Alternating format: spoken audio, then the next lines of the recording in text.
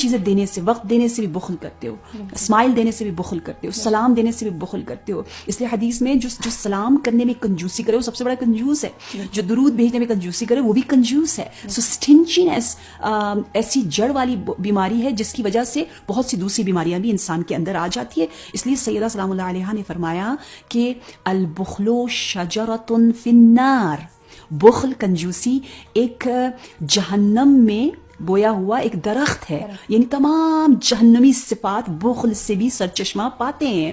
اور پھر حدیث میں ہے البخیل بعید من اللہ وبعید من الناس وقریب من النار.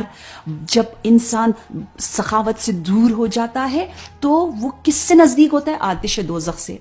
وہ دور ہو جاتا ہے اللہ سے، وہ دور ہو جاتا ہے لوگوں سے، وہ ریلیشن شپس میں بھی اس کی جو ہے وہ بخل نظر آتی ہے. یہ جناب سیدہ کا ایک اتنا حسین، آپ ہماری سائیکالوجی، ہمارے ماہر نفس